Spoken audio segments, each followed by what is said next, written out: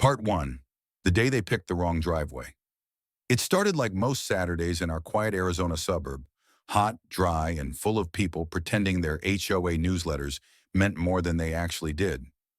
I was in the garage cleaning out boxes when I heard the screech of cheap walkie-talkies and the unmistakable crunch of orthopedic sandals stomping down our driveway. Then came the voice, "Sir, you're in violation of Article 6, Section 4. Loitering with intent to intimidate." I peeked out. There they were, two self-appointed HOA patrol enforcers, matching polo shirts, plastic badges from a party supply store, and mirrored sunglasses 2 sizes too big. And standing calmly in the center of it all, holding a travel mug and wearing his county sheriff windbreaker, was my dad, Sheriff Bill Dawson, also known as the last man you should try to handcuff with Velcro straps. "Excuse me?" he asked, one eyebrow already cocked. "You've been observed loitering on this property without proper resident ID," the taller fake cop barked, gesturing toward our own front porch. "That's my house," my dad said slowly. "Regardless," the other added, "you fit the description of a possible outside agitator." That's when I dropped the box I was holding. "Dad," I called, "do you need backup?" He smirked. "I think we'll be okay, sweetheart."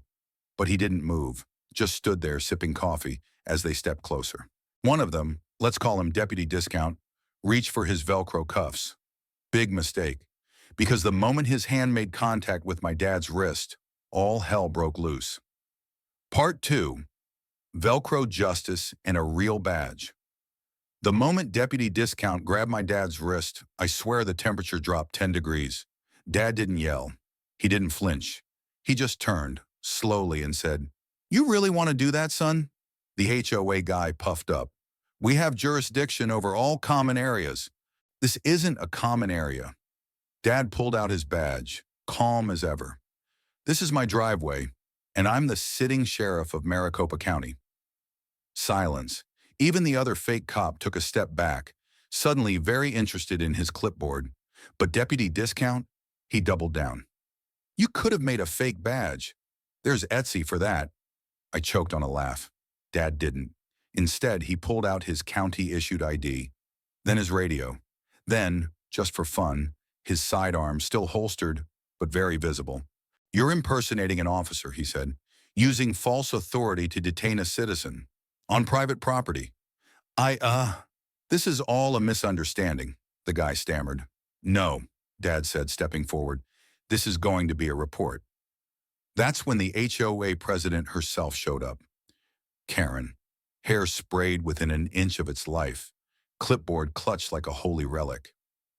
"What's going on here?" she asked, already frowning at the scene. Dad turned to her. "Are these men acting under your direction?" "Well, technically, they're volunteers empowered by the HOA to enforce standards of community safety." "Wrong," Dad said. "They are impersonating law enforcement, and unless they're certified peace officers, this is a felony." Karen blanched. "But this is private property." "Yes," I cut in. "Our private property." The shorter fake cop tried to sneak away. Dad called it out. "Not so fast. You're both staying right here until the real deputies arrive." Karen laughed nervously. "There's no need to escalate. That's rich coming from the woman who sent 2 HOA mall cops to handcuff me for drinking coffee." 15 minutes later, 2 marked cruisers pulled up. The responding officers blinked when they saw Dad. "Sheriff Dawson?" He nodded. "I'm off duty, but I've got 2 impersonators, possible trespass, and an HOA board member issuing unlawful directives." The cops got to work. Karen sputtered, "This is all just a misunderstanding." Dad crossed his arms. "It's about to become a learning experience." Part 3. HOA Rulebook versus Arizona Law. By the next morning, our front yard looked like the opening scene of a true crime documentary. News vans, curious neighbors, a guy selling tacos from a folding table labeled "Justice Wraps." Meanwhile, Karen was in full damage control mode. She issued a neighborhood-wide email titled, "Unfortunate Miscommunication Regarding Community Safety." It read like a parody. "We regret any distress caused by our volunteer patrol team, who acted with sincere intent to maintain order. While Sheriff Dawson is a respected member of our community, we remind all residents that visible ID is required when outdoors." Dad printed the email, framed it. He hung it next to his badge. The HOA board called an emergency meeting that evening. We went. Dad wore his full uniform, just for fun. Karen stood at the front with her usual clipboard, now trembling slightly. "We'd like to invite community feedback," she said. A man in the back shouted, "Here's my feedback. You sent two dudes to tackle a sheriff." Applause. Karen raised her hand. "Now let's remember our HOA code of conduct." Dad stepped up to the microphone. "I have a question," he said. "Which bylaw gives you the authority to detain residents in their own driveway?" Karen blinked. "Well, technically, we didn't detain. You tried to handcuff me." A woman next to me whispered, "God, I wish I had popcorn." Dad pulled out a copy of the HOA rulebook.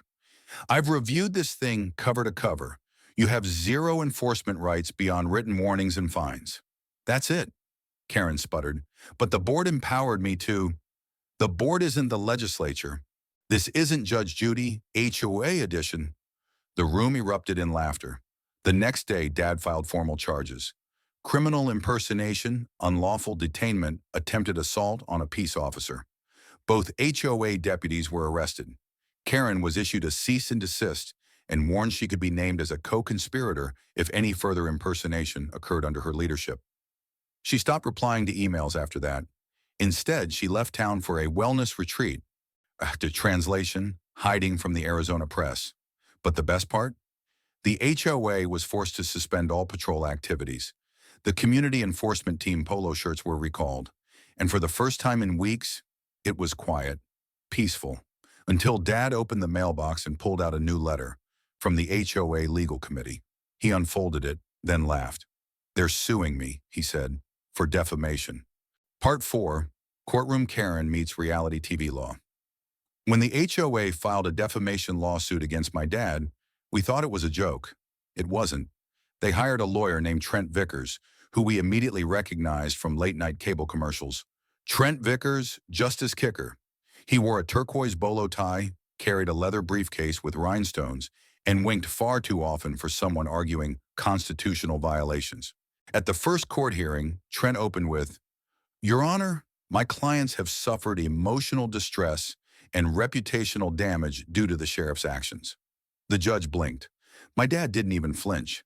He calmly stood, handed over a folder of documents, and said, "Your Honor, here's video footage, sworn statements, and a full transcript of the HOA president directing the impersonation of officers." The judge reviewed it, then turned to Trent. "Your clients tried to arrest a sheriff in his own driveway with Velcro handcuffs?" Trent cleared his throat. "Allegedly." The courtroom snorted. Even the stenographer smirked.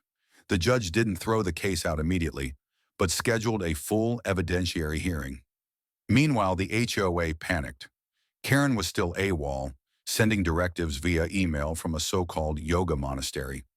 Rumor had it she was in a Motel 6 in Sedona.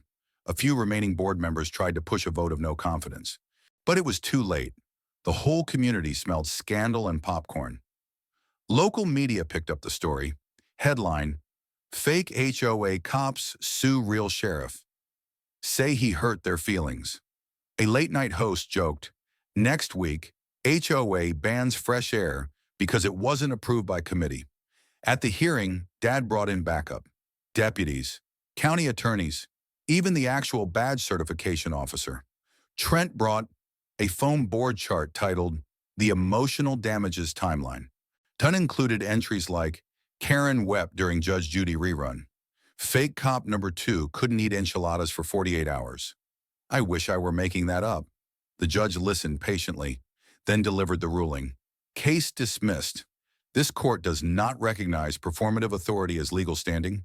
Sheriff Dawson's actions were lawful, appropriate, and, frankly, necessary." Boom. Karen's remote statement was never read. Her lawyer tried to object, citing First Amendment vibes. Firm. The judge asked him to sit down. The court cleared. My dad turned to me, smiled, and said, "Think they'll leave me alone now?" I grinned. "Doubt it." Because HOA Karen, she was already cooking up something new. Part 5, Operation HOA Redemption, or something like it. You'd think that after being publicly humiliated in court, on TV, and in a taco meme, the HOA would take a long vacation from absurdity. You'd be wrong. Just 2 weeks after the defamation case was tossed, we received another notice in the mail. Subject: proposed new HOA security bylaws. Highlights included mandatory reflective vests for anyone watering lawns after 5 p.m., creation of a crisis response pod made up of 3 volunteers with optional taser privileges, and my personal favorite, badgeless loitering zones to be clearly marked with spray paint.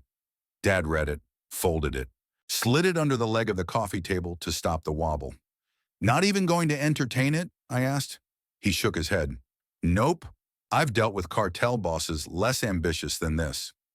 That weekend, the HOA held a town hall at the rec center to vote on the new policies.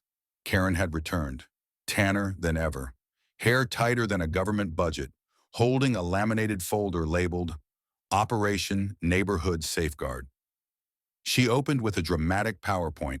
Slide 1, she said, clicking the remote, shows how many squirrels have crossed our property lines unchecked in the last year. Slide 2 was a blurry photo of my dad taking out the trash.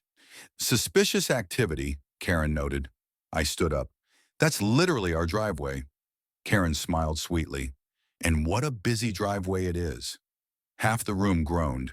Then a voice piped up from the back. Is this the same woman who tried to arrest a sheriff? Laughter. Loud this time. Karen flushed. That's irrelevant to tonight's motion. Dad leaned over and whispered to me, $10 says she brought fake statistics. She had. By slide 7, she was citing a 27% increase in residential lurking, which turned out to be kids playing tag near her mailbox. By slide 9, she lost half the room. And by slide 12, the projector shut off due to overheating. Divine intervention. When it came time to vote, something incredible happened. A quiet man, Mr. Rosenbaum, stood up. He was in his 80s, hard of hearing, always wore socks with sandals. He said, I've lived here since '92, seen coyotes, elections, and one lady try to rezone her flower bed. But I ain't never seen anything dumber than trying to handcuff the sheriff. The room exploded in applause. The vote? 82% against. Operation Neighborhood Safeguard was officially dead. Karen stormed out before the meeting ended. Someone handed Dad a novelty badge that read, Sheriff of Common Sense. He wore it proudly. Part 6, Karen for President, of the block, unfortunately. We all thought that after her public implosion, Karen would take up knitting or retreat to some HOA-free monastery in northern Arizona. We were wrong. 3 weeks after the failed neighborhood safeguard vote, a glossy flyer landed in every mailbox on our street. Vote Karen Whitman for HOA president, bringing order back to our community. Now complete with a photo of her standing in front of a mailbox, arms crossed, glaring like a crossing guard who means business. Dad snorted. Did she just try to relaunch her career off a power trip and a fake patrol team? I looked closer. Is that the same photo from her Wanted Lurkers campaign last year? It was. Karen set up campaign signs, handed out flyers at the dog park, and hosted meet and greets at the community garden, where she told people the HOA needed stronger enforcement mechanisms and less sheriff interference. She even gave out branded water bottles. Slogan, Whitman, because clean neighborhoods don't police themselves. Meanwhile, Dad didn't campaign, didn't hang signs, didn't attend debates. He just kept drinking coffee, mowing the lawn, and nodding at everyone like the local legend he'd become. But something else happened. People started printing their own signs. One front yard had a bedsheet banner that read, Sheriff Bill, loitering since '89, and we love him for it. Another lawn had flamingos holding tiny cardboard badges. Even the teenagers pitched in. Spray-painted graffiti, reversible of course, appeared on the rec center wall. Down with fake cops, up with common sense. Election night came fast. Karen set up folding chairs, banners, and a table with cookies labeled Law and Order Lemon Squares. Dad stayed home. We watched the tally come in over lemonade and tacos. Final count. Karen, 17 votes. Write-in, Sheriff Bill, 94 votes, 1 vote for my cat Snickers. We suspect Mr. Rosenbaum. Karen's face when the results were announced was the kind of slow-burning disbelief only seen in soap operas and HOA meetings. She grabbed a cookie, muttered something about election fraud, and left the rec center for the last time. This time, for good. Part 7. The sheriff becomes a symbol and a meme. After Karen's dramatic exit, you'd think the neighborhood would have returned to its peaceful HOA-approved beige monotony. It didn't. The very next morning, someone edited the rec center signboard to read, "Sheriff Bill for Life, no Velcro zones enforced." The new HOA president, a retired librarian named Joyce who wore cardigans with purpose, formally invited Dad to the next meeting. He declined. So Joyce brought the meeting to him. One sunny afternoon, she and 3 other board members showed up on our porch with pie. "Bill," she said, "we want you to be our official HOA community advisor. Unpaid, of course, but with full veto power over nonsense." Dad laughed. "What's the dress code?" "No polos, no badges, just common sense." He accepted. News of the HOA drama didn't fade. It went viral again. A national paper ran a headline, "Arizona Sheriff Defeats HOA Tyranny Without Firing a Shot." Late-night talk shows reenacted the driveway standoff using sock puppets. One college in Flagstaff even invited Dad to speak at their criminal justice seminar titled Authority, Overreach, and Flamingo Law Enforcement. He declined but sent them a handwritten quote, "Don't confuse a clipboard with a badge." It became a poster. Meanwhile, our street evolved. The flamingos stayed, the reversible graffiti was sealed under protective glass, and every Halloween, someone dressed as Deputy Discount and got chased by toddlers wielding tiny plastic inhalers. The best part? Things worked. Disputes were resolved with empathy. Noise complaints turned into conversations, not citations. And whenever someone forgot trash day, the whole block just pitched in. Dad called it the return of reasonable. One evening, we were sitting on the porch when he looked at me and said, "You know, I never wanted to be a symbol." I nodded. "You didn't have to try. You just showed up." He raised his coffee mug. "To loitering with purpose." I clinked mine against his. "And to always reading the fine print." Part 8. The badge, the bench, and the flamingos stay spring arrived in Arizona like it always does. Warm, full of pollen, and with HOA newsletters warning about unapproved seasonal gnomes. But this spring felt different, because for the first time in years there was no yelling across fences, no threats of fines for hanging planters, no concerned emails about someone's wind chimes being too melodic. The neighborhood had changed, for the better, and my dad, he built a bench, right at the corner of our yard, sanded it by hand, painted it Sheriff Brown, etched one sentence into the backrest, "Sit here if you've ever been fined for something ridiculous." It became a local icon. Kids waited for the school bus on it. Parents sat there during dog walks. Teens took selfies with it. Someone even left a plastic flamingo wearing a sheriff's hat beside it. That one never got removed. On the 1-year anniversary of the driveway incident, the community threw a block party, unofficially titled, "The Day HOA Forgot Who They Were Messing With." There were tacos, lemonade, a bounce house shaped like a gavel, and shirts, so many shirts. "I break for loiterers," "Velcro is not law," and my favorite, "Sheriff Bill, making common sense great again."